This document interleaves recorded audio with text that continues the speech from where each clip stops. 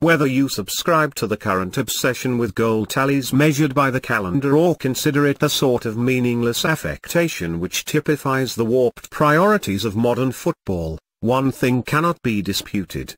The year of 2017 has been an astonishing year in the life of Harry Kane. It has been the year in which he established his place in the highest echelon of the world's footballers. The 3 goals which set Tottenham on the way to a comfortable victory against Southampton set more records. His first, a close-range header from a free-kick delivered by Christian Eriksen, took him clear of Alan Shearer to set a new record of 37 Premier League goals scored in 1 year.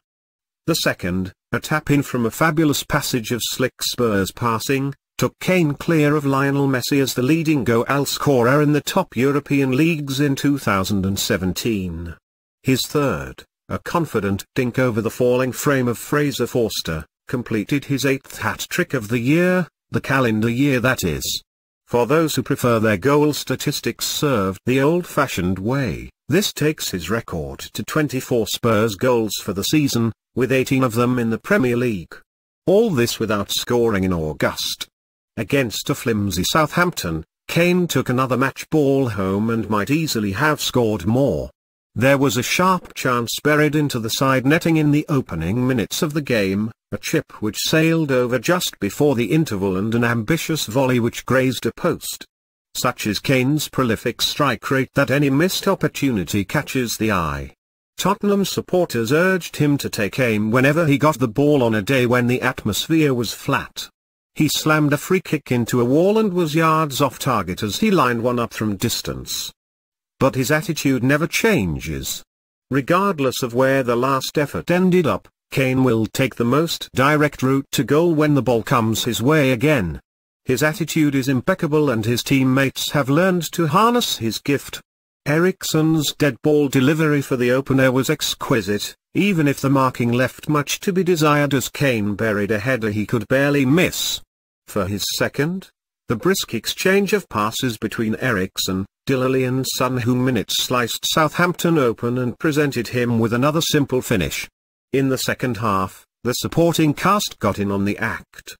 Alli made it 3-0, cutting inside from the left onto his right foot and shaping a low shot out of Forster's reach and inside far post. Son scored the fourth, a sweeping counter-attack orchestrated by Alli after a poor pass by Nathan Redmond. It was a 7th goal in 12 games for Son and perhaps the best example of the day of how soft Southampton have become. With only 1 win in 11, they seem to be such a pleasure to play against. For Saints, there was no Virgil van Dijk, not involved in the squad and expected to be sold, probably to Manchester City, when the transfer market opens next month. There was no Charlie Austin, who was starting a 3-match ban for kicking out at Huddersfield goalkeeper Jonas Lossell. Full-backs Cedric Soares and Ryan Bertrand were both injured and they were off the pace in the first half, when the closest they came to a goal was a moment when Danny Rose almost scored in his own net. Hugo Lloris pushed a shot from Sofiane Boufal into the air and Rose made a misjudgment as he tried to nurse a header back to his goalkeeper. Lloris reached it with his fingertips to take the pace off the ball and raced back to scoop it from the line and onto a post. Saints started the second half with more purpose. Shane Long latched on to a mistake by Eric Dier but could not beat Lloris and Mario Lemina shook the bar with a fierce drive from 20 yards. Boufal reduced the score to 4-1, beating Lloris for pace at the near post and substitute Dusan Tadic made it 5-2 when the Spurs goalkeeper failed to clear a corner.